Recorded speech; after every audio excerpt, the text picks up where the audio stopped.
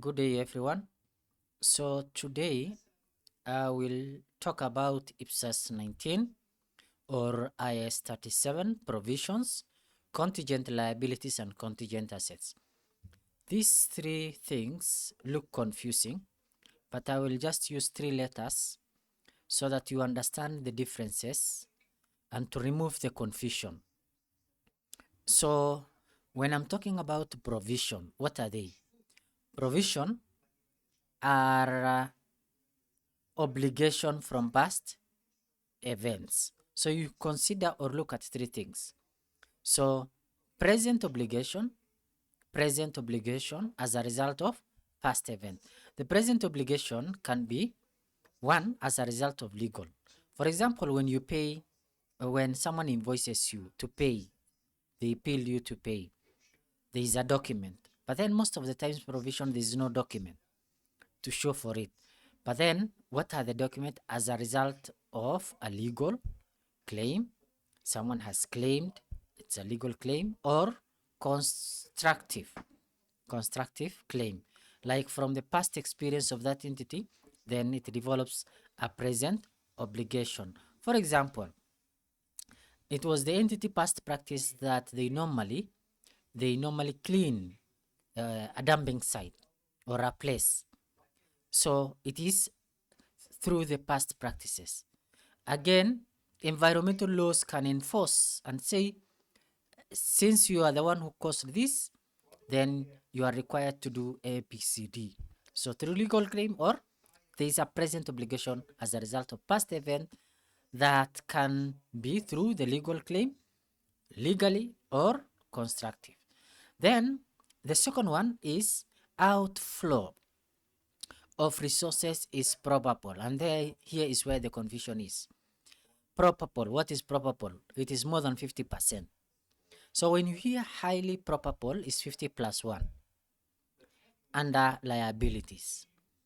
Then possible is 50 and less, like less than 50, from 1 to 50%. Then when you hear remote, it is 0. There is no chance. So under liabilities, you consider remote, possible, and probable. For probable, if it qualifies for the other three, you recognize in your books. Probable, you recognize. For possible, 1 to 50, you just disclose in your notes. And then IPSAS tells you if it is remote, 0, then you ignore, you do nothing. You do nothing. But then there is no harm in disclosures in government. And IPSAS 1, you are told you can provide more disclosures. Then we have covered present obligation. It should have the three ticks. Present obligation, tick. Outflow of resources, probable, tick. Then the last one is, if you cannot measure, you cannot put it in your books. So you ask yourself, can we reliably measure? So provision is just as simple as that. Let us go to contingent liabilities. When we are looking at contingent liabilities, again, you pass through the three elements. One, you ask yourself, is there a present obligation? If the answer is yes, you move to the next one. Is like outflow of resources, is it possible?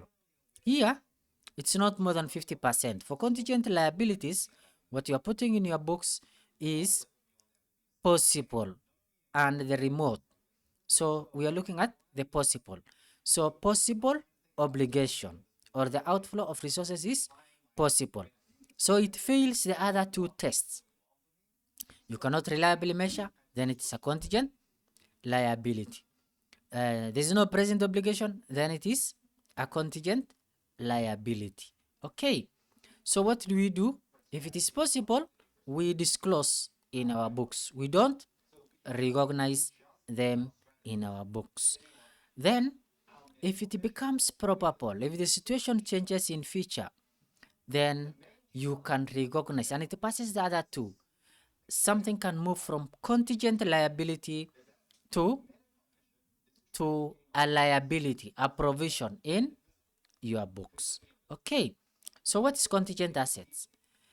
Most of the times you are told do not recognize contingent assets in your books, in the notes, except a possible inflow is certain, like when inflow of resources is certain. But here, that's the only time you can recognize in. Certain is 100%. So anything less than 100% and more than 50%, which we say highly probable, then that time you disclose. So between 50%, on the side of liability, anything 50% we put in our books. Less than 50% we disclose. But here is the opposite. Anything more than 50% and less than 100% we disclose. Less than 50%, which we call possible, we ignore. We do nothing. We do nothing. When, okay, we will only recognize when it is, or we are very certain that certainty is 100%. So here, unless it's 100%, others just disclose.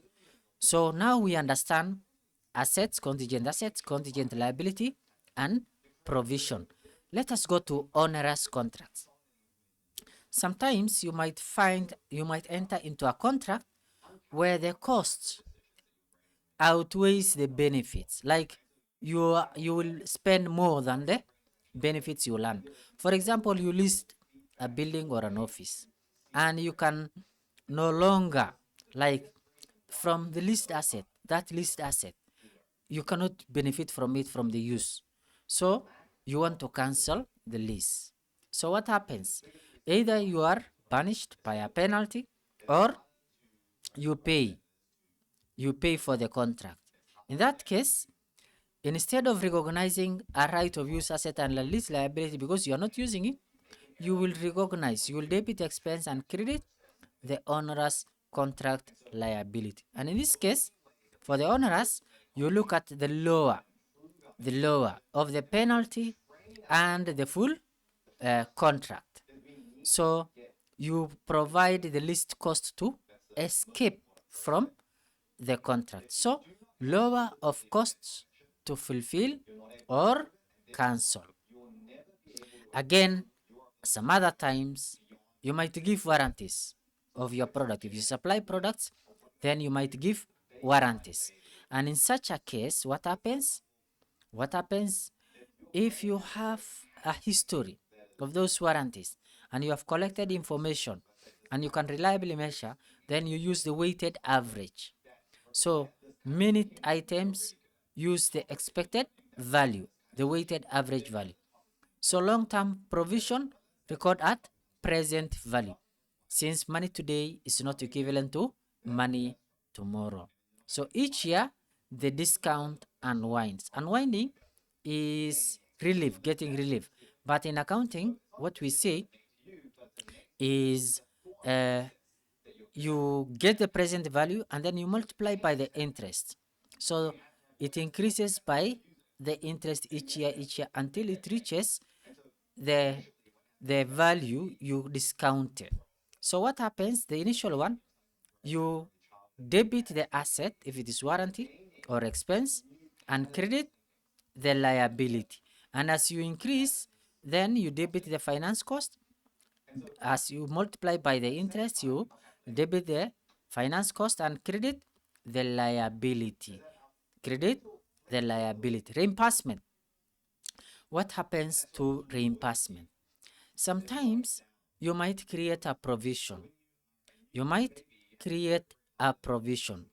So even if you are reimbursed by insurance, you debit the expense and credit the provision and credit the liability. When you know, or when you are certain that you will be reimbursed, what happens? You create another asset. But then, if you read this IPSAS under paragraph 64, you will find that the reimbursed amount can be netted off against the expenses in the statement of financial performance. So what happens? You credit the provision, for example, 5 million. If you are reimbursed 3 million, you in the statement of financial performance, this is what you will do. You credit the provision 5 million.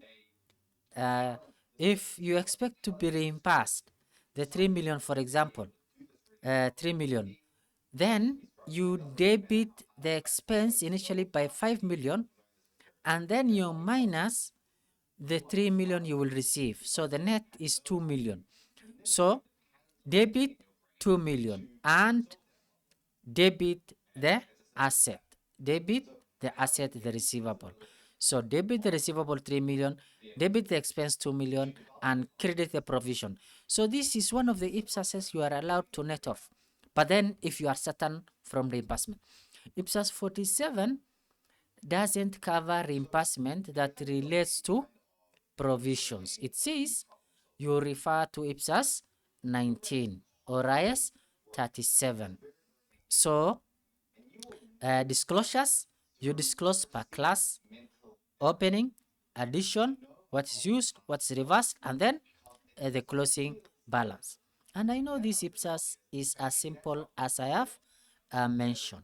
So enjoy your day until we meet again. Thank you and follow my channel.